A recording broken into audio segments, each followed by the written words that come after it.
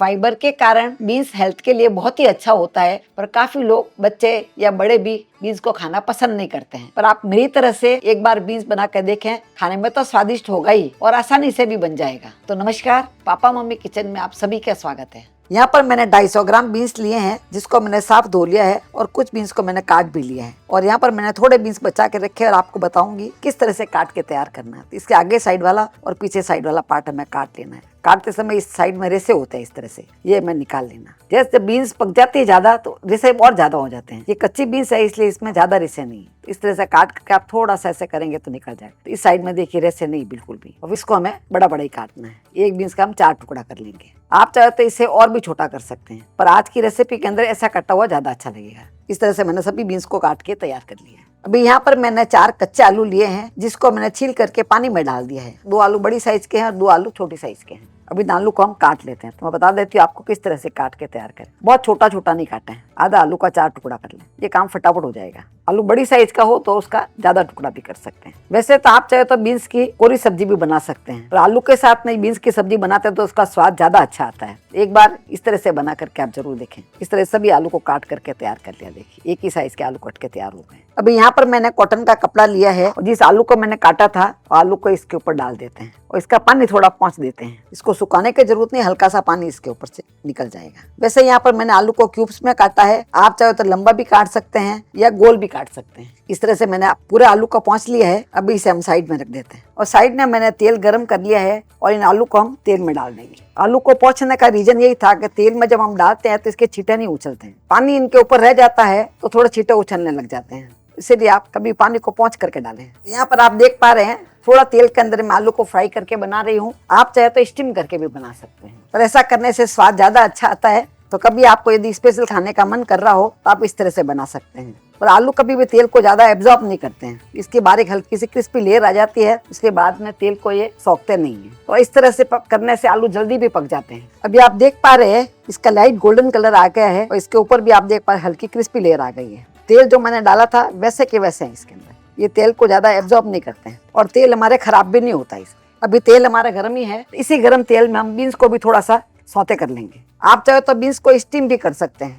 इस तरह से कर लेंगे तो बीन्स जल्दी पक जाएगी। बीन्स को हमें पूरी तरह से नहीं पकाना है, इसे लगभग हमारे को 70-80% पकाना है, जिससे सब्जी हमारी फटाफट बन जाएगी। इस तरह से फ्राई करने से बीन्स का कलर बहुत ही अच्छा उभर के आता है और दिखने में बीन्स बहुत ही सुंदर लगती है। अभी बीन्स को मैंने 4 से 5 मिनट तक पका लिया है और बीन्स काफी सॉफ्ट दिखने लग गई है। आप देख पा रहे काफी सॉफ्ट हो जाती है। हल्का सा दबाते थे दब रही है बीन्स, इस तरह से दबने लग जाती है। हमें इतना ही फ्राई करना है। अभी इसको हम गैस बंद करके निकाल लेंगे। इस तरह से सब्जी हमारी जल्दी बन जाएगी। इस तरह से फ्राई करने से बीन्स इतनी सॉफ्ट और स्वादिष्ट हो जाती है कि इसके ऊपर नमक डाल के आप कोरा भी खाएंगे तो बहुत ही स्वादिष्ट लगेगी। अभी मैंने वही कढ़ाई वापस ले ली है और इसमें से थोड़ा तेल को निकाल लिया है और यहाँ पर मैंने एक मिक्सी का जार लिया है। इसमें 10 से 12 कलियां लहसुन की डाल देंगे। लहसुन नहीं खाते हैं तो आप स्किप कर सकते हैं। 1 इंच अदरक का टुकड़ा लिया है जिसको मैंने रफली काट लिया है, ये भी इसमें डाल देंगे। और 3 मैंने हरी मिर्ची ली है, इसको भी इसमें डाल देंगे और इन सबको हम पीस लेंगे। अभी हम गैस को चालू कर देंगे और तेल गर्म होने के बाद में सबसे पहले इसमें हम 1 टीस्पून जितना जीरा डाल देंगे। आँच को इस समय हम स्लो और मीडियम के बीच में कर लेंगे। जीरा हमारा अच्छे से पक गया है तो जो अदरक लहसुन मिर्ची का मैंने पेस्ट बनाया था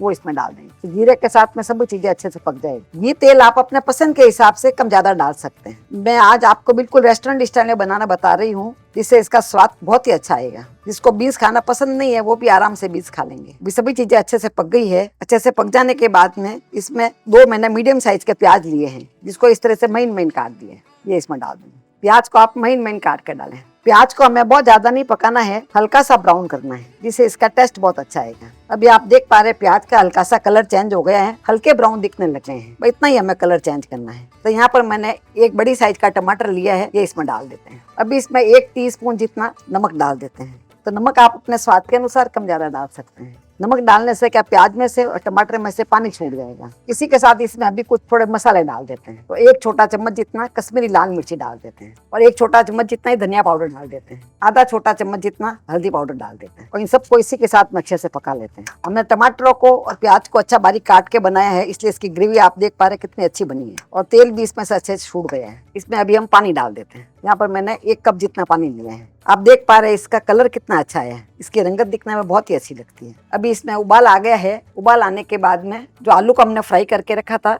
वो इसमें डाल देते हैं और इसी के साथ में बीन्स को भी इसमें डाल देते हैं। वैसे आपको आज की रेसिपी कैसी लग रही है मुझे कमेंट बॉक्स में लिख करके जरूर बताएं। आपको अच्छी लग रही है तो आप इसे लाइक करें और यूट्यूब पे देख रहे हैं तो आप मेरे चैनल को सब्सक्राइब करके बेल आइकन जरूर दबा दें। यदि फेसबुक पे देख रहे हैं तो आप मेरे पेज को फॉलो कर सकते हैं। बीन्स को और आलू को मैंने लगभग 70-80% पकाया है, तो 20% अभी हम इसे और पका लेंगे। तो बहुत ज्यादा पानी नहीं डालना है, बस 1 कप पानी सफिशिएंट रहता है। अभी ढक करके इसे 4 से 5 मिनट तक और पका लेंगे। आंच को हमें धीरे कर लेना है। अभी इसे पकाते हुए लगभग 3 मिनट हो गए हैं। एक बार इसे खोल करके देख लेते हैं। आप देख पा रहे हैं दिखने में कितनी सुंदर लग रही है, पर अभी तक पूरी तरह से पकी नहीं है, हल्का सा इसमें बाकी है। 2 से 3 मिनट तक ढक करके हम और पका लेंगे। अभी इसे पकाते हुए लगभग 3 मिनट और हो गए हैं। 3 मिनट में सब्जी काफी सॉफ्ट हो गई है। अभी देखिए इसमें बहुत ज्यादा ग्रेवी नहीं होती है, हल्की सी ग्रेवी रहती है जो इसके स्वाद को काफी बढ़ा देती है। आलू भी देखिए आराम से आप टूट रहे हैं, आलू को इस तरह से तोड़ेंगे तो टूट रहे हैं। और बीन्स भी बहुत ही अच्छी पक गई है। इस रेसिपी में हमने टमाटर एक ही डाला था, इसलिए इसके टेस्ट को बैलेंस करने के लिए यहाँ पर मैंने 1 छोटा चम्मच जितना अमचूर पाउडर लिया है। इसमें अमचूर पाउडर का टेस्ट बहुत अच्छा लगता है।